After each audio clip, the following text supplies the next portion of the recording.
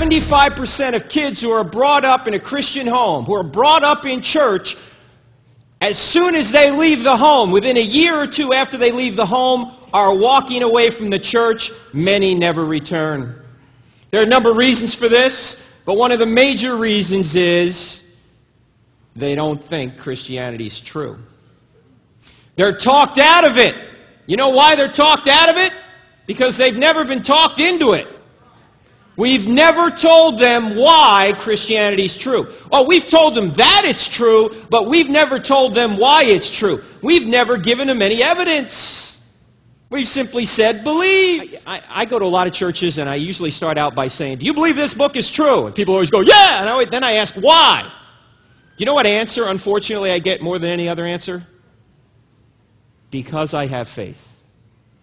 Because you have faith. Is that a good answer? Because you have faith, does that make this book true? You mean, the Muslims have faith the Quran is true. Is the Quran true then? No, your faith doesn't change a thing about this book. Either this book is true or not, regardless of what you believe about it. Does your faith change history? Will your faith change whether Jesus died and rose again? No, he either did or he didn't, right? Regardless of what you believe about it. Do you have to believe something to make it true? Do you have to believe in gravity to stay on the ground? Do all those people who don't believe in gravity float away? Look, there's another one. Come back! Come back. If you believe, you'll come back. No! Your faith doesn't change a thing about whether or not this book is true. The only thing your faith does is it appropriates the salvific content of it to you. It does not change whether or not God exists or whether or not Jesus rose again or whether or not this book is true. If I only have one message to give to somebody, for me, this is the message. Because I see so few people out there talking about why it's true. I hear a lot of people talking about that it's true, but not why. So I'm going to talk about why. You guys ready? Here's what we're going to do. In order to show that indeed the Bible is true, the first thing we have to deal with is truth. What is truth? And does truth exist? In our culture today, we don't think truth exists. Or we say it's true for you, but not for me, or all truth is relative.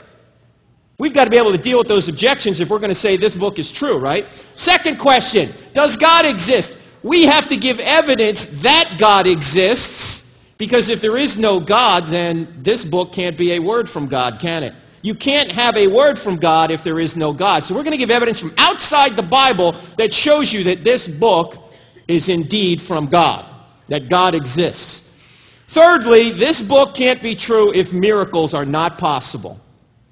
If they're not possible, as many in our modern universities now teach, David Hume apparently, for some, has disproved that miracles should be believed. A great skeptic who died in 1776. A lot of people think Hume's arguments are good. They're not. But a lot of people think miracles are not possible. If they are not possible, then you might as well throw this book away, right?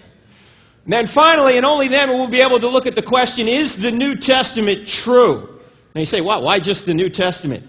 Because if the New Testament is true, the Old Testament's true. Why? Because if the New Testament is historically reliable, and it shows us that Jesus really was God as he claimed to be, then whatever God teaches is true, right? That's axiomatic. Whatever God teaches is true. Jesus taught that the entire Old Testament is true. So if the New Testament's true, you get the Old Testament thrown in. So we're going to do all these 5 questions. We're going to start with truth, then God, then miracles, then the New Testament, and then so what? You guys ready to go? Let's go.